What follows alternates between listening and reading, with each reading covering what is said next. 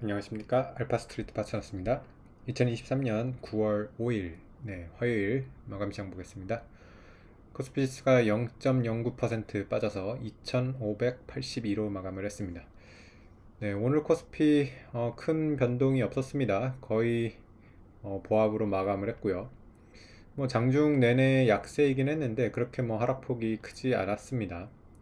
외국인은 한 1,500억 정도 사면서 계속해서 수급은 괜찮은 것 같습니다. 외국인이 매수를 계속하고 있네요. 간밤에 이제 미국은 휴장이라서요. 그래서 이제 큰 움직임은 없었던 것 같고요. 우리 시장도 그렇게 눈에 띄는 그런 종목이 별로 없었습니다. 삼성전자, 하이닉스도 거의 보합 수준이었고요. 삼성전자 같은 경우는 계속해서 조금씩 밀리고는 있는데 아무래도 개인들의 매도가 계속 나오는 것 같고요. 가격이 올라가다 보니까 이참에 좀 나가야겠다, 이런 개인들이 많은 것 같습니다. 그래도 외국인은 계속해서 꾸준히 사고 있어가지고 꾸준히 지금 수급은 좋아지고 있습니다. 지금 3일 연속 매수를 했고요. 오늘은 많이 사진 않았는데 한 80만 주 정도 이렇게 지금 순매수로 잡히고 있습니다. 그래서 삼성전자가 어쨌든 이 개인의 좀 매도 물량 어느 정도 소화가 되면 다시 좀 올라갈 수 있지 않을까, 그렇게 좀 기대를 해봅니다. 지금 HBM 관련해 가지고 오히려 그 중소형 그 반도체 주들은 좀 올라가는 주식들도 있거든요. 그래서 여전히 이쪽 HBM 기대가 지금 큰 것 같습니다. 그 외에 이제 다른 종목들 좀 보시면 삼성전기가 오늘 좀 올랐어요. 테슬라 쪽에 수주 받은 게 있다 그래가지고 3% 정도 올랐고요. 그리고 포스코 퓨처엠이 2.5%, 포스코 인터내셔널이 3.5%, 이 정도가 좀 눈에 띄는 상승이었던 것 같고요. 최근에 이제 에코프로는 계속해서 빠지고 있네요. 오늘도 3% 가까이 이렇게 빠지면서 107만 원까지 지금 빠졌습니다. MSCI 편입 이후로 계속해서 조금 밀리고 있는 모습이고요. 아무래도 워낙 이제 밸류에이션이 높았던 만큼 어느 정도 좀 정상화되는 과정이라고도 볼 수 있을 것 같습니다. 오늘 니케이도 별로 움직임이 없었어요. 니케이도 0.27% 정도 이렇게 오르면서 우리랑 별로 차이가 없었는데 중국 증시가 또 오늘은 이렇게 빠지고 있습니다. 중국 증시가 계속해서 부양책이 나오면서 좀 반등을 하는가 싶었는데 역시나 반등을 하는가 싶으면 다시 빠지고 이런 지금 상황이 계속 반복되고 있습니다. 오늘도 항생, 홍콩은 거의 2% 가까이 빠지고요. 중국 본토도 거의 1% 가까이 이렇게 빠지고 있습니다. 아무래도 중국 그 경기가 이렇게 계속 안 좋은 거는 주식시장에 그렇게 좋지는 않습니다. 지금 많이 이제 미국 쪽으로 우리도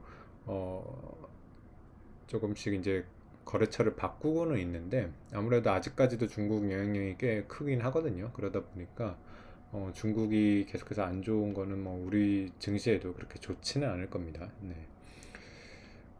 그리고 또 오늘 좀 의외의 이제 또 약간 지표가 하나 나왔는데 우리나라 이제 물가 상승률 CPI가 나왔습니다. 근데 3.4%가 나왔어요. 그래서 컨센서스가 2.7이었고요. 지난달에가 이제 2.3이었는데 좀 약간 급반등하는 이런 모습이 나와가지고 물가가 이게 또 혹시 또 발목을 잡지 않을까 살짝 걱정이 됩니다. 우리나라 같은 경우 이렇게 CPI 계속 쭉 빠지는 추세였는데 좀 많이 이렇게 올라왔죠. 그래서 3.4.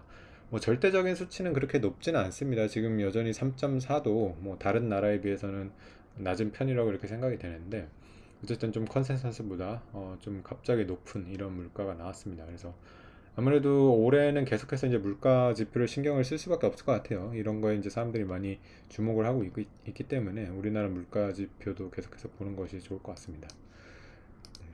이러다 보니까 이제 미국 물가가 어떻게 나올지 또 궁금해지네요. 9월 이제 13일에 이제 발표가 되는데, 일단은 미국도 계속해서 빠지고 있는 추세였고, 지난달에 이제 3%에서 살짝 올라서 3.2인데, 어쨌든 이 정도를 좀 유지를 해줬으면 하는 바람입니다. 만약에 미국 물가가 다시 이렇게 올라가가지고 3.5, 4% 이렇게 간다 그러면 아무래도 좀 걱정이 되겠죠. 이렇게 물가가 다시 올라간다 그러면 주식시장에 상당히 좀 악재로 작용할 수 있기 때문에 물가가 최소한 유지나 어느 정도 좀 떨어지는 이런 지표가 나오는 게 가장 좋습니다.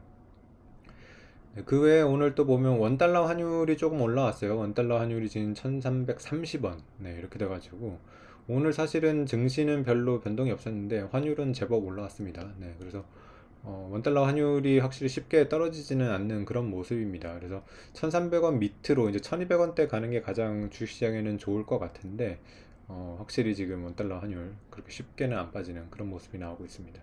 아무래도 달러 인덱스가 안 빠지다 보니까 좀 그런 것 같아요. 달러 인덱스가 지금 104라 가지고요. 얼마 전에 이제 100을 깨고 조금 밑으로 내려간 적도 있었는데 100을 거의 저점으로 해가지고 지금 다시 꽤 올라왔습니다. 그래서 104까지 이렇게 올라왔고요. 네, 지금 뭐 채권 금리가 여전히 뭐 높기 때문에 달러 인덱스가 좀 쉽게 안 빠지는 그런 모습이고요. 미국 10년물 같은 경우 다시 4.2까지 이렇게 올라오면서 다시 4.3을 향해서 이렇게 가는 그런 모습입니다.